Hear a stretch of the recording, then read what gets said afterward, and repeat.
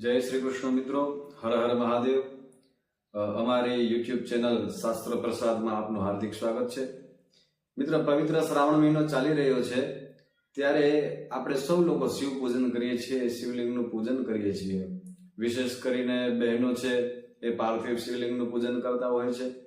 તો શિવલિંગના ઘણા બધા અલગ અલગ પ્રકારો છે અને એ કયા પ્રકારના શિવલિંગનું પૂજન કરવાથી શું ફળની પ્રાપ્તિ થાય છે એનો મહિમા આ લિંગ પુરાણની અંદર કીધેલો છે।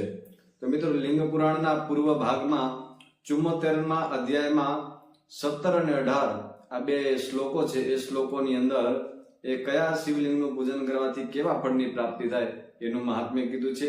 તો આવો જાણીએ કે કયા શિવલિંગનું પૂજન કરવાથી શું ફળ મળે છે।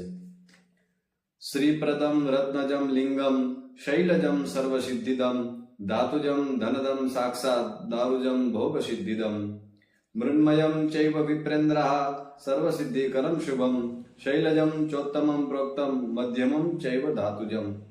મિત્રો, આ બે શ્લોકની અંદર એવું કહેવામાં આવે છે કે રત્ન જડિત જે શિવલિંગ છે, રત્ન દ્વારા જે શિવલિંગ નિર્માણ પામેલું હોય એ શિવલિંગના પૂજન કરવાથી આપણને લક્ષ્મીજીની પ્રાપ્તિ થાય છે।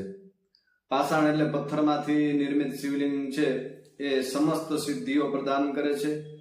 ધાતુમાંથી નિર્મિત શિવલિંગ છે એ આપણને ધન પ્રદાન કરે છે। ધાતુજમ ધનદમ સાક્ષાત। પછી કીધું દારુજમ ભોગ સિદ્ધિદમ, એટલે કે કાષ્ઠમાંથી નિર્મિત, લાકડામાંથી કાષ્ઠમાંથી નિર્મિત શિવલિંગ છે એ ભોગ અને સિદ્ધિ પ્રદાન કરનારું છે। મૃન્મયમ ચૈવ વિપ્રેન્દ્રઃ સર્વસિદ્ધિકરમ શુભમ, અને પાર્થિવ લિંગ છે એ સર્વ પ્રકારની સિદ્ધિ આપનારું શિવલિંગ બને છે।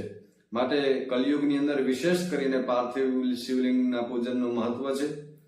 અને પાષાણથી જે પથ્થરથી શિવલિંગ જે નિર્માણ કરવામાં આવે એ ઉત્તમ ફળ આપે છે, જ્યારે કોઈ ધાતુમાંથી શિવલિંગ બનાવવામાં આવે તો એનું ફળ છે એ મધ્યમ મળે છે। અસ્તુ, હર હર મહાદેવ।